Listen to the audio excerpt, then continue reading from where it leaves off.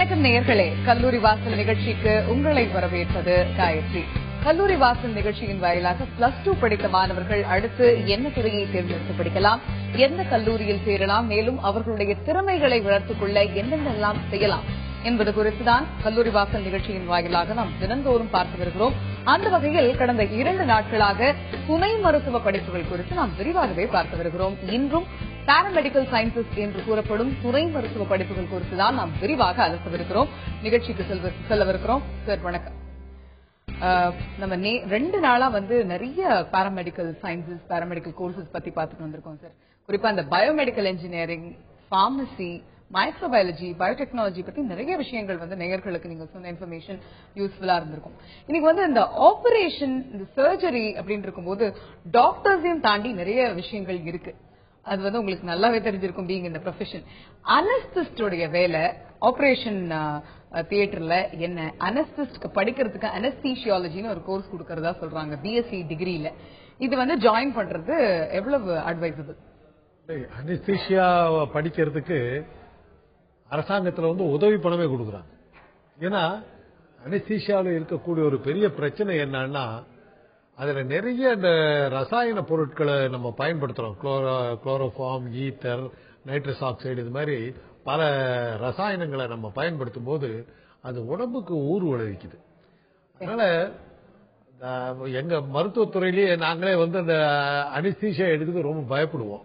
ஆனா அவங்க இல்லாம சர்ஜரிங்கிற, அதாவது அறுவை சிகிச்சைங்கிற ஒரு துறையே இருக்க முடியாது. அனஸ்திஸ்ட் ரொம்ப சிக்னிபிகன்டான ஒரு அவங்கதான் என்ன சொல்லுவாங்கன்னா, ஒரு நோயாளியை அறுவை சிகிச்சைக்காக வந்திருக்கிற நோயாளியை படுக்க வச்சு மயக்கத்துக்கு போயிட்டாரு, நீ அறுவையை ஆரம்பிக்கலாம் அப்படின்னு சொன்னாதான் அறுவை சிகிச்சை சர்ஜன் கையை வைக்க முடியும்.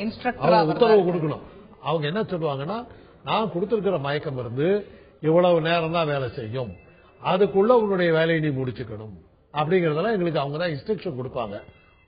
சர்ஜரி நடந்து முடிகிற வரையில அவங்க பார்த்துக்கிட்டே இருப்பாங்க. பேஷண்டுடைய கண்டிஷன் ஏதாவது, நிலைமை ஏதாவது சீர்கெட்டு போச்சுன்னா அதெல்லாம் பார்த்துக்கிறது அவங்களுடைய பொறுப்பு. அது போக ஒரு அதிர்ச்சி, அதாவது ஷாக்ல படுக்கிறவங்க, விஷ முறிவுகள், இதுக்கெல்லாம் கூட அனஸ்தெட்டிஸ்ட் இதை பயன்படுவாங்க.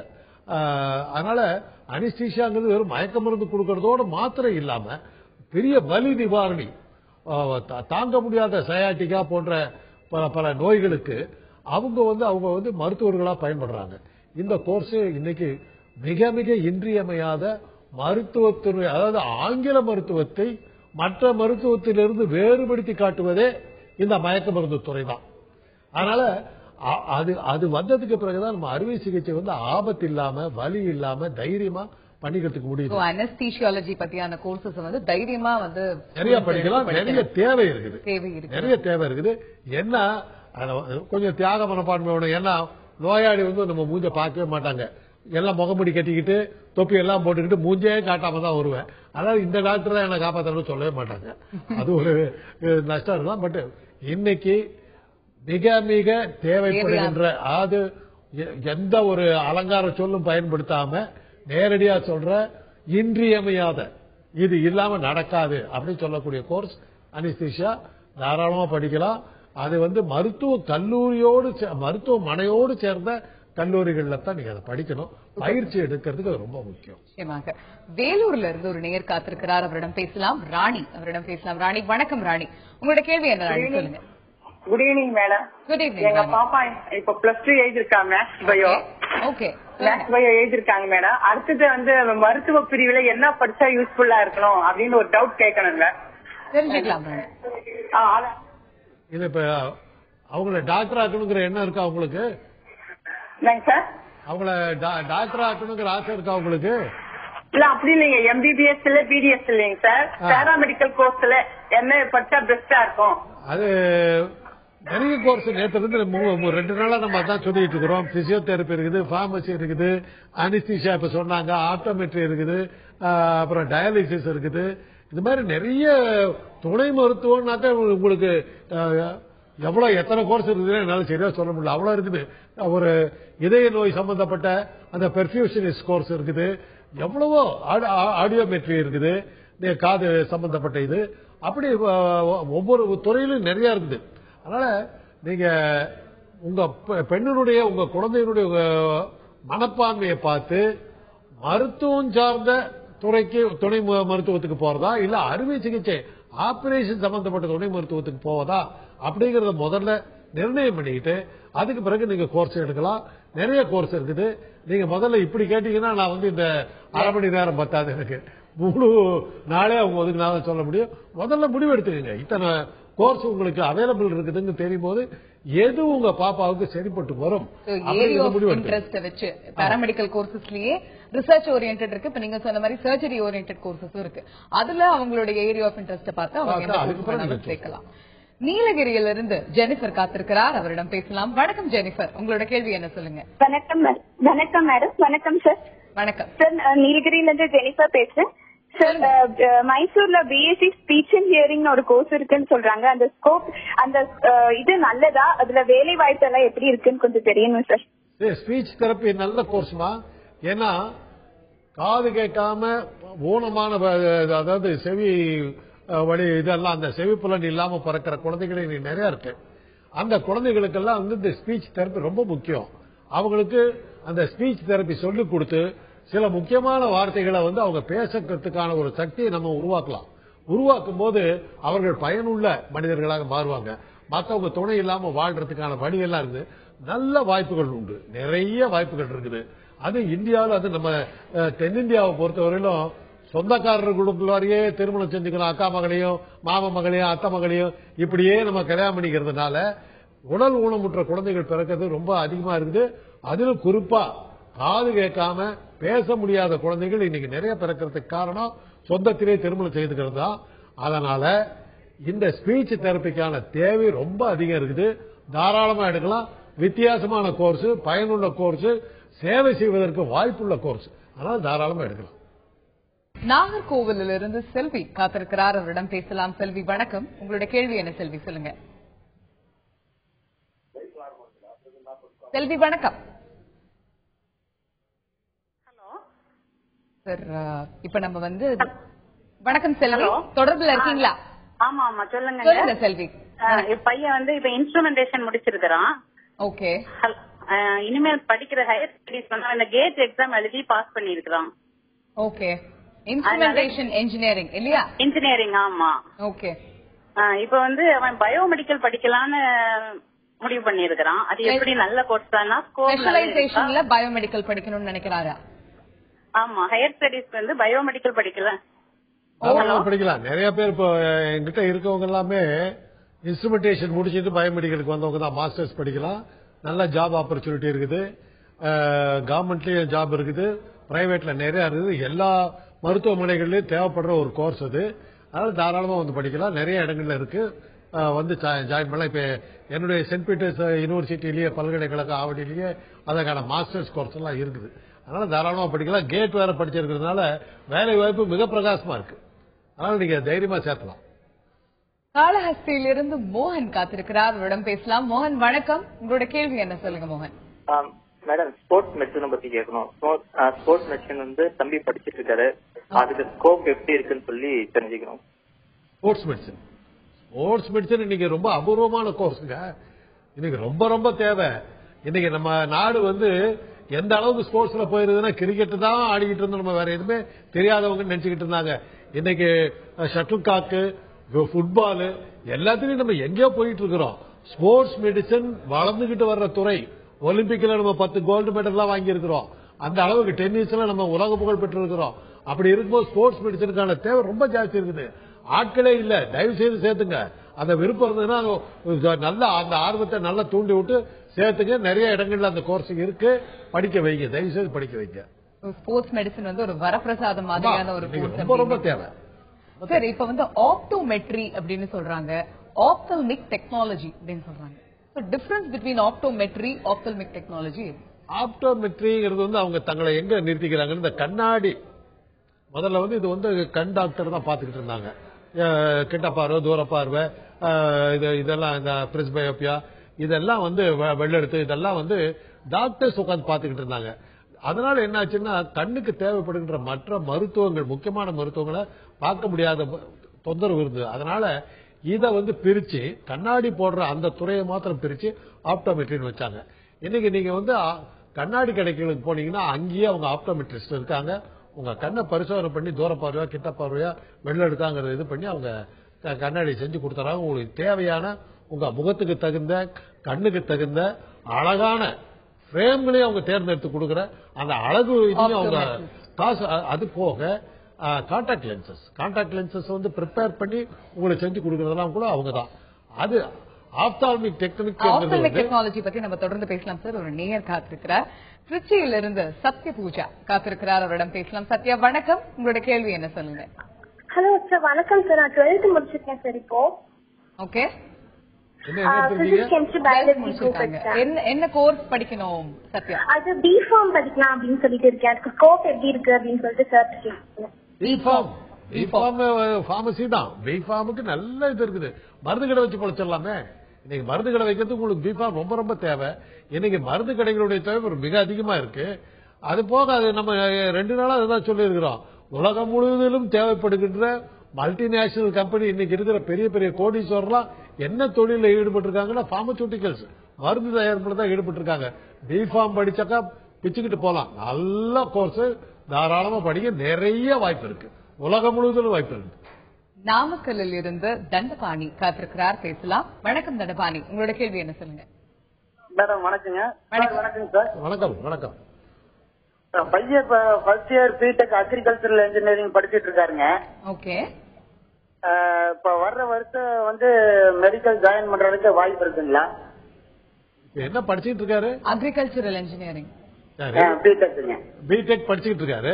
இப்ப திருப்பி அவங்க மெடிக்கலுக்கு அப்ளை பண்ணலாமா? அதுல ஒரு 3 வருஷம் முடிச்சிட்டு 4 வருஷம் முடிச்சிட்டு நீங்க மறுபடியும் என்ஜினியரிங்க்கு வந்தா அது எப்படி பையனுடைய வாழ்க்கை ரொம்ப இதாவே இல்ல. அதுல இருந்து எம்எஸ்சி அக்ரி போலாமே, மேற்படிப்புக்கு போலாமே. அது ஃபர்ஸ்ட் இயர் படிக்கிறாருனாக்கா அதை விட்டு அந்த 1 வருஷம் படிச்சது வீணாக்குமே. அதை யோசனை பண்ணிக்கங்க. பரவாயில்லைன்னு நினைச்சீங்கன்னா நீங்க என்ஜினியரிங் வாங்க. என்ஜினியரிங் கோர்ஸுக்கு போட்டு மெடிக்கல் தாராளமா போலாம். ஏன்னா பிஎஸ்சி அக்ரிக்கும் மெடிக்கலுக்கும் ஒரே தகுதி தான் தேவை. அது பயாலஜி, கெமிஸ்ட்ரி, பிசிக்ஸ் அது இருந்தா போதும். அதை வச்சுதான் நீங்க பிஎஸ்சி அக்ரி சேர்த்திருப்பீங்க. ஆகவே தகுதி அவருக்கு இருக்குது, தாராளமா சேரலாம். இந்த 1 வருஷம் போனா பரவாயில்ல, மெடிக்கலுக்கு சேர்த்தலாம்னா நீங்க எம்பிபிஎஸ், பிடிஎஸ், பயோமெடிக்கல், இது போல எல்லா பயோடெக்னாலஜி, இது போல எல்லா கோர்ஸ்லயும் எதுல வேணாலும் ஜாயின் பண்ணலாம். நிச்சயமா முடியும். சார், இப்ப ஆப்தல்மிக் டெக்னாலஜி பத்தி சொல்லுங்க சார். அவங்க வந்து சர்ஜரி பண்ணும்போது அசிஸ்ட் பண்ணுவாங்க. அவங்களுடைய ஒர்க் என்ன? அதாவது பேஷண்ட ப்ரிப்பேர் பண்றது, கண்ணுக்கு ஆபரேஷன் போது கண்ணை ப்ரிப்பேர் பண்றது, அவங்களுக்கு ப்ரீ ஆபரேஷனுக்கு முன்னாடி, அறுவை சிகிச்சைக்கு முன்னாடி என்ன செய்யணும், அறுவை சிகிச்சைக்கு பிறகு என்ன செய்யணும், அறுவை சிகிச்சையின் போது என்ன இருக்கணும், இவ்வளவு வந்து அவங்களுடைய வேலை. டாக்டருடைய வேலைன்னு வந்து ஆப்தால்மாலஜி சர்ஜரி எல்லாம் பாத்தீங்கன்னா 5 நிமிஷம் 10 நிமிஷத்துல முடிப்பாங்க. அவ்வளவு வேகமா செய்யக்கூடிய சர்ஜரி. மற்றபடி இந்த ஆப்தால்மிக் டெக்னாலஜிஸ்ட் தான் அதுக்கப்புறம் கண்ணு கட்டு போட்டு அவங்களை எப்படி நடந்துக்கணும், கண்ணை எப்படி பாத்துக்கணும் அப்படிங்கிற டெக்னிக் எல்லாம் அவங்க தான் சொல்லி தருவாங்க. Surgical procedures, pre surgical, during surgery மூணுமே அவங்க தான் பாக்குறாங்க. அதாவது ரொம்ப நல்ல கோர்ஸ், தேவையான கோர்ஸ். அதெல்லாம் அதாவது இதெல்லாம் இல்லாம என்ன போல டாக்டர் வந்து வேலை செய்ய முடியாது. அவங்க தேவை எனக்கு நர்சஸ் மாதிரி இவங்களும் ஒரு அத்தியாவசியமான தேவைகள் எங்களுக்கு. நாமக்கல்லில் இருந்து ஜெயந்தி காத்திருக்கிறார், அவரிடம் பேசலாம். வணக்கம் ஜெயந்தி, உங்களோட கேள்வி என்ன சொல்லுங்க. மேடம், எங்க பாப்பா +2 முடிச்சிருக்கா சார். ஓகே.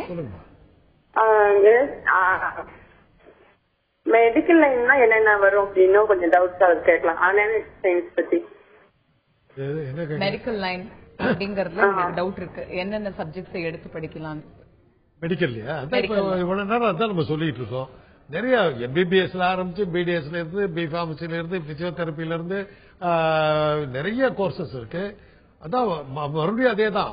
உங்க குழந்தைகளுடைய மனப்பான்மைக்கு தகுந்த மாதிரி மெடிக்கல் சைட்ல போறதா, சர்ஜிக்கல் சைட்ல போறதா. மெடிக்கல் சைட்னா மருந்து கொடுத்து நோயாளியை காப்பாத்துறது, சர்ஜிக்கல்னாக்கா ஆபரேஷன் பண்ணி நோயாளியை காப்பாத்துறது. இதுல எந்த துறைக்கு அவங்க லாயக்கா இருப்பாங்க அப்படின்னு நீங்க முடிவு எடுத்துக்கிட்டு சர்ஜிக்கல் சைட்ல போலாம் அப்படின்னு வந்தாக்கா அவங்களுக்கு நிறைய கோர்ஸ் இருக்குது. எலும்பு முறிவுக்கு போலாம். முதல்ல வந்து எம்பிபிஎஸ் படிக்கணும். எம்பிபிஎஸ் படிச்சதுக்கு பிறகு நீங்க துறைகளை தேர்ந்தெடுக்கலாம் டாக்டர் ஆகிறதா இருந்தா. அதுக்கப்புறம் தான் அது எம்பிபிஎஸ் வேணாம் அப்படின்னு நீங்க நினைச்சீங்கன்னா பிசியோதெரபி இருக்குது, அனஸ்தீசியாலஜி இருக்குது, ஆப்டோமெட்ரி இருக்குது, அது மாதிரி நிறைய கோர்சஸ் சைக்காட்ரி இருக்குது, சைக்காலஜி இருக்குது, எவ்வளவு கோர்சஸ் இருக்குது, பயோமெடிக்கல் இருக்குது, பயோடெக்னாலஜி இருக்கு. அவங்க குழந்தையோட ஏரியா ஆஃப் இன்ட்ரெஸ்ட் பார்த்தா உங்க குழந்தையோட மனப்பான்மையை பாருங்க, அதனுடைய விருப்பத்தை தெரிஞ்சுட்டு அதுக்கப்புறம் நீங்க வந்து பாடத்தை செலக்ட் பண்ணுங்க. படிப்பை திணிக்காதீங்க. பிடிக்காத படிப்புல கொண்டு போய் சேர்த்திட்டு அந்த குழந்தை வந்து நாளைக்கு என்னால முடியலன்னு சொல்லிட்டு வெளியே வர மாதிரி போயிடாதீங்க. தயவுசெய்து அதனுடைய மனப்பான்மையை புரிஞ்சுக்கிட்டு இதுக்கு லாயக்கு தான் தெரிஞ்சுக்கிட்டு அதுக்கப்புறம் அந்த கோர்ஸை சூஸ் பண்ணுங்க. மெடிக்கல்ல நிறைய கோர்சஸ் இருக்கு, நிறைய இருக்குது, எல்லாத்திலயுமே வாய்ப்புகள் இருக்கு. தைரியமா நம்ம எந்த கோர்ஸ்ல வேணாலும் சேர்க்கலாம். புதுக்கோட்டையிலிருந்து மர்லன் காத்திருக்கிறார், பேசலாம். வணக்கம் மர்லன், உங்களுடைய கேள்வி என்ன? ஹலோ, நான் மெர்லின் பேசுறேன். நான் வந்து 12th முடிச்சிருக்கேன். ஓகே. நான் வந்து பயோடெக்னாலஜி படிக்கணும்னு விரும்புறேன். அதுக்கு என்ன ஸ்கோப் இருக்குன்னு சொல்லுங்க. பயோடெக்னாலஜி நீங்க வந்து ஒரு சமீபத்துல வந்து ஒரு பிரபலமான படம் தசாவதாரத்துல பயோடெக் தான் மெயின் ரோலு. அதுல வந்து இல்லாததே கிடையாது. இந்த நானோ டெக்னாலஜி இருக்குது, ஸ்டெம் செல் தெரப்பி இருக்குது, இதெல்லாம் பயோடெக்ல வர்றது. நானோ டெக்னாலஜி அப்படிங்கிறது என்னன்னா பெரிய பெரிய இது எல்லாமே ஒரு இன்ஸ்ட்ருமெண்ட்ஸ் எல்லாமே சின்னதா மைக்ரோஸ்கோப் அளவுல கண்ணுக்கு தெரியாத அளவுக்கு பண்ணி உடம்புக்குள்ளார செலுத்தி அறுவை சிகிச்சை அந்த இடத்திலேயே செய்யற அளவுக்கு இன்னைக்கு டெக்னாலஜி வளருது. அது வந்து பயோடெக்னாலஜி. அது மட்டும் இல்லாம ஜெனடிக் இன்ஜினியரிங் அது போக ஸ்டெம் செல் தெரப்பி எல்லாம் வந்ததுன்னா நம்ம மனுஷன் சாவானா அவனுடைய இறப்பையே நம்ம தடுக்கிற அளவுக்கு நம்மளால பயோடெக்ல ஸ்கோப் இருக்குது. இன்னொன்னு என்னன்னாக்க ஒரு சுலபமா சொல்லணும்னா என்னுடைய டிஎன்ஏ எடுத்து டிஎன்ஏங்கிற ஒரு அணுவை எடுத்து என்னை போலவே ஒரு உருவாக்கி என் கூடவே நடக்க வச்சுக்கிட்டு இருக்கலாம். நான் ரியலா அவர் ரியலான்னு தெரியாத அளவுக்கு குழப்பத்தை உண்டாக்கக்கூடிய அளவுக்கு அந்த பயோடெக்ல டெக்னாலஜி இருக்குது. நல்ல கோர்ஸ், பெரிய ஆராய்ச்சிகள்லாம் அதுலதான் நடந்துகிட்டு இருக்குது. வளர்ந்துகிட்டு இருக்கிற மிக பிரமாதமான படிப்பு பயோடெக். நீங்க தாராளமா எடுக்கலாம். சென்னையிலிருந்து விஜயலட்சுமி காத்திருக்கிறார், பேசலாம். வணக்கம் விஜயலட்சுமி, உங்களோட கேள்வி என்ன சொல்லுங்க. Good afternoon. Good evening sir. Good ஈவினிங்மா. சார், இப்போ நீங்க சொல்றீங்களே சார் நிறைய கோர்சஸ் இருக்கு மெடிக்கல்ல. ஆமா. இதுக்கான வெப்சைட் வந்து நம்ம ஏதாவது இருக்கா சார்? அதுல போயிட்டு என்னென்ன கோர்ஸ்? நீங்க எம்ஜிஆர் மெடிக்கல் யூனிவர்சிட்டின்னு போட்டு அந்த வெப்சைட்ல பாத்தீங்கன்னா என்னென்ன கோர்ஸ் அவைலபிள் அப்படியே வந்துடும், டீட்டெயில் பூரா வந்துடும். அதுல நீங்க பார்த்து தெரிஞ்சுக்கலாம் எது வேணும். அந்த ஒரு பர்டிகுலர் படிப்பு நீங்க பத்தி தெரியும்னா அந்த டீட்டெயில் அப்படியே வந்துடும். நீங்க பிசியோதெரப்பி அப்படின்னு போட்டு அப்படியே போடலாம். நீங்க போட்டீங்கன்னா அதை பத்தி உலகத்துல எங்கெங்கெல்லாம் இருக்கு, என்ன ஆப்பர்ச்சுனிட்டி இருக்குது, உங்களுக்கு எந்த இடத்துல இந்த படிப்பை படிக்கலாம், எவ்வளவு செலவாகும், எத்தனை வருஷம் ஆகும், எல்லா டீட்டெயிலும் இன்னைக்கு வெப்சைட்ல இல்லாததே கிடையாது. அதனால எந்த நீங்க உங்க சப்ஜெக்ட போட்டு நீங்க சர்ச் என்ஜின்ல தேடிங்கன்னா எல்லாமே கிடைச்சிடும். சரி, இப்ப மெடிக்கல் ஓரியன்டா சர்ஜிக்கலும் சரி ரிசர்ச்சும் சரி சொல்லிருந்தீங்க. இப்ப டென்டல்ல வந்து டென்டல் செராமிக் டெக்னாலஜின்னு ஒரு கோர்ஸ் இருக்கு. அந்த கோர்ஸோடைய பர்பஸ் என்ன? அது வந்து அட்வைசபிளான ஒரு கோர்ஸா படிக்கிறதுக்கு? முதல்ல எல்லாம் வந்து நீங்க பெரிய பணக்காரன் காட்டிக்கிறதுக்கு தங்கப்பல் கட்டிக்கணும். தங்கப்பல் கட்டிக்கிட்டு அதுல வைரத்தை பதிச்சுக்கிட்டவங்க எல்லாம் இருக்கிறாங்க. அதனால இன்னைக்கு என்னாச்சுன்னா தங்கப்பல் கட்டினாக்க பல்லு சொத்தையா ஏதோ ஆச்சு, அதனாலதான் இவங்களுக்கு பல்லு சரியில்லைன்னு ஊரு பூரா பேசுவாங்கிற ஒரு இது வந்ததுனால பல்லு மாதிரி அசல் பல்லு மாதிரியே இருக்கிறத வந்து செராமிக்ல செய்யறாங்க. இன்னைக்கு என்ன போச்சுன்னா தங்கப்பல்ல விட செராமிக் பல்லு விலை ஜாஸ்தி. இப்ப எனக்கே ஒரு செராமிக் பல்லு வச்சிருக்காங்க, கடவா பல்லு, உறுதியானது, தங்கப்பல்ல விட உறுதியானது. சோ இந்த அந்த செராமிக்ல வந்து பல்ல மோல்டு பண்ணி கரெக்டா பிக்ஸ் பண்ணி ஒரு நீடிச்ச ஒரு இதெல்லாம் இருக்கிறதுக்கு அந்த செராமிக் டெக்னாலஜி பல் வைத்தியர்களுக்கு மிக மிக முக்கியம். அவங்க கிட்ட வந்து நம்ம பல்லுடைய மோல்ட நம்ம கொடுத்துட்டோம்னா செராமிக்ல அவங்க செஞ்சு கொடுக்குறாங்க. முழு பல் செட்டு அல்லது குறிப்பிட்ட ஒரு பல்ல மாத்திரம் வைக்கிற டெக்னிக், இது எல்லாமே செராமிக் டெக்னாலஜியில தான் செஞ்ச முடியும். ரொம்ப அத்தியாவசியமான துணை பல் மருத்துவம்னு சொல்லலாம். சார், முக்கியமா அந்த 3 டேஸா நிறைய பாராமெடிக்கல் சயின்சஸ் பத்தி நீங்க எக்ஸ்பிளைன் பண்ணிருக்கிறது ஸ்டூடெண்ட்ஸ்க்கு இந்த டைம்ல ரொம்பவே யூஸ்ஃபுல்லா இருந்திருக்கும் நம்புறோம். Thank you so much sir. நன்றி. நேயர்களே, இத்துடன் இன்றைய கல்லூரி வாசல் நிகழ்ச்சி நிறைவு பெறுகிறது. தொடர்ந்து இணைந்திருங்கள் தந்தி தொலைக்காட்சியுடன்.